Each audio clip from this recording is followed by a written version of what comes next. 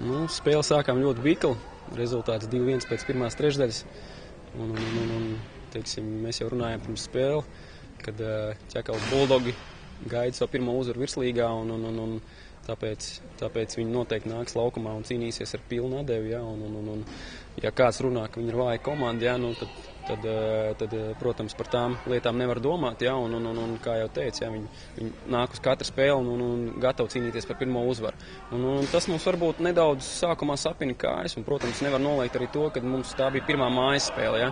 Bija pilns tribīns, ja, un no paša rīta es jau sazvanījos ar dažiem spēlētājiem, ka iekšā bišķiņ purvis, ja, teiksim, tas adrenalīns ir uzkāpis, ja, un neesam vēl pilnībā gatavi varbūt tai spēlē, ja, morāli.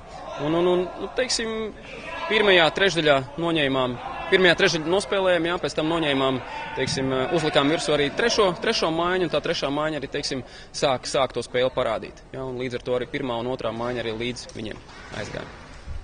Jautājums par jauno kapteini Elenu Zīvertu. Tas ir šodienas spēles virknējums, vai arī tā ir ieplānots turpināt sezonā, kad trešajā maiņā spēlēs Zīverts? Pagaidām, kā mēs izskatījāmies šodien, jā, tā mēs izskatīsimies arī, es domāju, ka turpmākās nākamās spēles. Jā.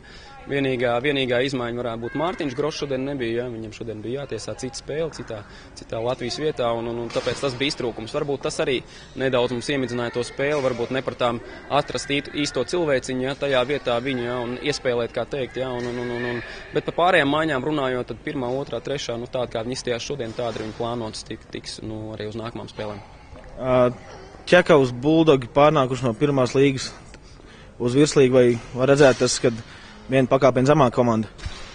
Vai pakāpiens zemāk, vai pakāpiens tas pats, grūti teikt. Jā. Protams, varēja redzēt, ka taktiskā ziņā nav sagatavota komanda, jā, jo ļoti daudz iekrita komandu uz savu mainīšanos, jā, ļoti daudz gols mēs guvām, un protams, arī kustēšanās laukumā bija brīžiem, viņiem daudz cilvēku pazuda, jā, un mēs to daudz maz varējām izmantot. Jā. Protams, viņiem tas līmenis ir jāaptaust, jā, un jāiespēlējās, kā teikt. Jā. Es domāju, ka pirmās spēles, protams, varētu būt, kad viņiem būs ļoti grūts, jā, un varbūt uz sezonas otro pusi. Es domāju, ka viņi atradīs savu spēli un varētu arī parādīt, teiksim, zobus kādai virslīgas komandai. Par veterānu vārdsargu Imantu Inkalnu traumu vai vienkārši nespēlē florbolu vairs? Veterāns 25 gadi, jā. Labi, tas tā smejoties, jā, bet Vinkalnam pagaidām, jā, viņš, kā saka, ārstējās un ir dažādas traumiņas, jā, kas, teiksim, jānogludina skatāmies uz treņiem, viņš nāk, kad var, jā, un kamēr, bet, pagaidām, kamēr veselība nesakārtos, jā, tamēr laukumā viņš noteikti neparādīsies. Un pagaidām, teiksim, arī par vārdsargu jautājumu, man problēmas nav, jā. Vārdsargi divi stabili un par to lietu neuztraucās.